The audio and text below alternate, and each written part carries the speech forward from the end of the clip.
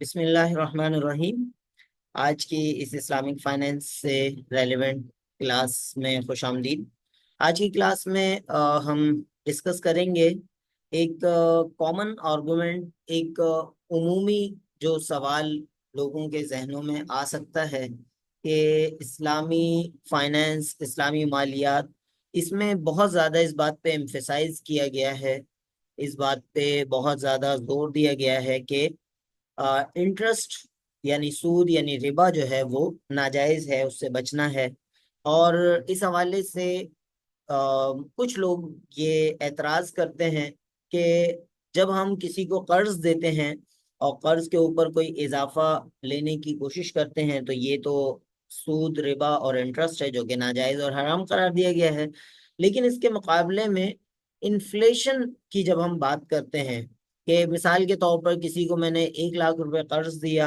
اور وہ آج سے 1 سال بعد مجھے اگر واپس کرتا ہے تو جو آج 1 لاکھ روپے سے چیز میں خرید سکتا ہوں وہ آج سے 1 سال بعد نہیں خرید سکوں گا۔ تو یہ جو افراط زر ہے، جس کو انفلیشن انگلش میں کہتے ہیں، آسان اردو میں ہم مہنگائی کہتے ہیں، اس کا جو امپیکٹ ہے، اس کا جو اثر ہے اس رقم پہ جو آیا اس کا کیا ہوگا۔ تو وہ یہ آرگو کرتے ہیں، وہ یہ دعویٰ کرتے ہیں، وہ اس بات کی خواہش کا اظہار کرتے ہیں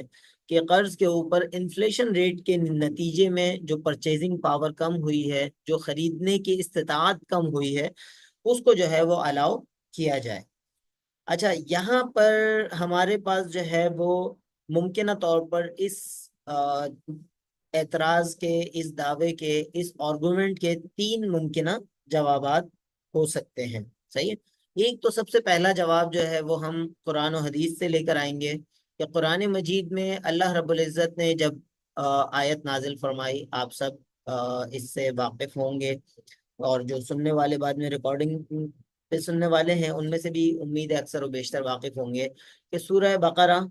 آیت نمبر 278 279، آیت نمبر 278 279 میں جب اللہ رب العزت نے فرمایا اعوذ باللہ من الشیطان الرجیم بسم اللہ الرحمن الرحیم، یا ایہا الذین آمنوا، اے لوگو جو ایمان لائے ہو، اتقوا اللہ، اللہ سے ڈرو، وذروا، اور چھوڑ دو، ما بقی من الربا، جو ربا سود باقی رہ گیا ہے، ان کنتم مؤمنین، اگر تم ایمان والے ہو، فَإِن لَمْ تَفْعَلُوا، اگر تم ایسا نہیں کرو گے، سود کو نہیں چھوڑو گے، تو فَأْذَنُوا، تیار ہو جاؤ، بِحَرْبٍ مِّنَ اللَّهِ وَرَسُولِهِ، اللہ اور اس کے رسول سے جنگ کے لیے۔ تو یہ والی بات جب ہم پڑھتے ہیں، یہ والی بات جب ہم سنتے ہیں، یہ والی بات کی جب بات کرتے ہیں کتاب اللہ سے، اور اسی طرح بہت ساری احادیث مبارکہ میں بھی جو ہے وہ یہ بات آتی ہے کہ سود کی حرمت کے حوالے سے، تو وہاں پر کوئی انفلیشن کو مائنس کرنے کی بات نہیں کی جاتی۔ تو سب سے پہلا آرگومنٹ تو کتاب اللہ اور سنت رسول اللہ صلی اللہ علیہ وسلم یا احادیث مبارکہ سے جو چیز ہمیں ملتی ہے وہ یہی ملتی ہے کہ اس نوعیت کی کوئی چیز جو ہے وہ نہیں ہے کہ ہم کہیں کہ سود جو ہے وہ انفلیشن ریٹ کی حد تک جو ہے وہ جائز ہے اور باقی ناجائز ہے۔ اس کے بعد اگر ہم اسی کو بات کریں لاجیکل آرگومنٹ کی، لاجیکل ریزننگ کی، منطقی جواب کی اگر بات کریں، تو انفلیشن ریٹ یا مہنگائی کی شرح کی اگر ہم بات کریں تو یہ مختلف جو ہے وہ ہو سکتی ہے۔ اور مثال کے طور پر ہم بات کریں کہ انفلیشن ریٹ جو ہے وہ مثال کے طور پر 10% ہے، تو اگر آپ بینکنگ آپریشنز کی بات کریں تو یہاں پر ہم نے شروع کی بنیادی تصورات میں پڑھا تھا کہ بینکنگ جو ہے وہ ڈپازیٹر سے پیسہ ریسیو کرتا ہے اور آگے فنڈ یوزرز کو پیسہ فراہم کرتا ہے۔ تو اگر ہم قرض کی بنیاد پہ یہ کام کر رہے ہوں اور انفلیشن ریٹ کو بنیاد بنائیں، تو مثال کے طور پر اگر 10% جو ہے وہ شرح مہنگائی ہے، افراط زر ہے یا انفلیشن ریٹ ہے، اور 10% جو ہے وہ بینک 10% جو ہے وہ اپنے جن کو اس نے فنڈز دیے ہیں ان سے 10% ریسیو کرے،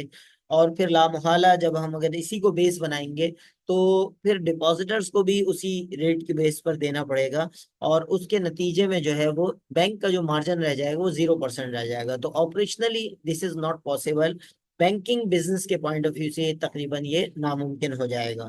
اسی طرح اس کا تیسرا آرگومنٹ، تیسرا جواب یہ ہے کہ تیسرا جواب یہ ہے کہ کانٹریکٹ جو ہے وہ ہمارے دو طرح کے ہیں۔ ایک ٹائپ کے کانٹریکٹ جو ہے وہ کہلاتے ہیں عقود معاوضہ، اور دوسرے ٹائپ کے کانٹریکٹس کہلاتے ہیں عقود غیر معاوضہ۔ تو عقود معاوضہ جو ہے وہ ہمیں پتہ ہے کہ پارٹنرشپ یعنی مضاربہ مشارکہ والے کانٹریکٹ، اسی طرح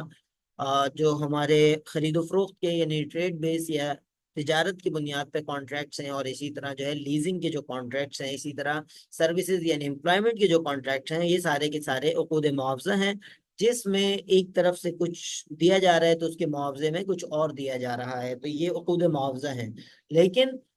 جو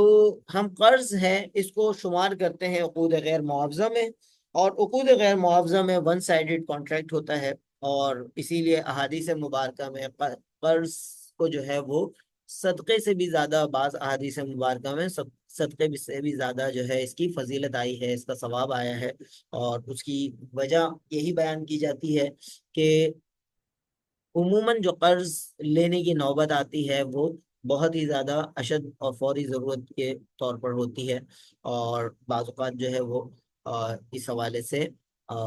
ہمیں چیزیں کچھ احادیث مبارکہ میں ملتی ہیں کہ صدقے دینے سے زیادہ جو ہے وہ قرض دینے کا جو ہے وہ زیادہ ثواب ہے۔ تو اس چیز کو اگر ہم ذہن میں رکھیں تو ہمارا جو ہے یہ سوال مختصر سا جو ہے، یہ سوال نارملی بعض لوگ کرتے ہیں معاشرے کے، کہ اگر ہم قرض کسی کو دے رہے ہیں تو اس کے نتیجے میں جو ہے وہ ہمارے جو پرچیزنگ پاور ہے، ہم کل جب وہ واپس ملے گا تو اس کی وہ پرچیزنگ پاور نہیں ہوگی۔ تو مینلی یہ تین طرح کے آرگومنٹس ان کو دیے گئے ہیں کہ قرآن سنہ میں انفلیشن کا کوئی اس حوالے سے وہ کنسیڈریشن نہیں ہے، اور اسی طرح جو ہے وہ لاجیکل آنسر کہ انفلیشن، اگر آپ بینکنگ بزنس کے سائڈ پہ بات کریں تو اگر جن کو فنڈز آپ نے پرووائڈ کیے ہیں ان سے آپ انفلیشن کو کنسیڈر کریں گے، تو جن سے ڈپازٹ آپ نے لیا ہے ان کو بھی انفلیشن دینا پڑے گا، تو بینکنگ بزنس جو ہے وہ 0% اسپریڈ پہ، 0% مارجن پہ فیزیبل نہیں ہو پائے گا۔ اور تیسرا جو ہے وہ پھر معاملہ عقود معاوضہ اور غیر معاوضہ کے حوالے سے ہے۔ تو یہاں پر کنکلوژن ہم کریں اس پوائنٹ کی تو سب سے امپورٹنٹ بات یہ ہے کہ جو شخص کسی دوسرے کو کوئی اماؤنٹ دینا چاہ رہا ہے تو دیتے وقت ہی اس کو طے کرنا ہے کہ وہ کیا چاہ رہا ہے، کیا اس نے اس پہ کچھ کمانا ہے، تو پھر وہ قرض کی بنیاد پہ نہ دے، بلکہ اس کے لیے شریعہ نے جو دوسرے موڈ آف فائنینس دیے ہیں، مضاربہ مشارکہ کے، اسی طرح لیزنگ کے یعنی کرائے پر کوئی چیز دینے کے، اور اسی طرح جو ہے وہ تجارت کے، تو ان پہ جو ہے وہ اس کو فراہم کر سکتے ہیں اماؤنٹ، اس کے شریعہ کمپلائنٹ ویز جو ہے وہ اسلامک فائنینس کے ایکسپرٹس کی مدد سے، مفتیان کرام کی مدد سے جو ہے وہ شریعہ اسٹرکچرز بنائے جا سکتے ہیں، طریقہ کار بنائے جا سکتے ہیں، اور اگر وہ مدد کرنا چاہ رہے ہیں تو پھر اس کو جو ہے وہ اللہ رب العزت پہ چھوڑ دیں اور اس کا ثواب کی نیت سامنے رکھیں۔ تو یہ چیز جو ہے یہ اس بات کا نسبتاً بہتر جو ہے وہ کنکلوڈ کر دے گی۔ تو اس سوال کا کہ انفلیشن جو ہے وہ کنسیڈر کیا جانا چاہیے ہماری اس مختصر سے ڈسکشن میں، امید ہے کلیئر ہو گیا ہوگا۔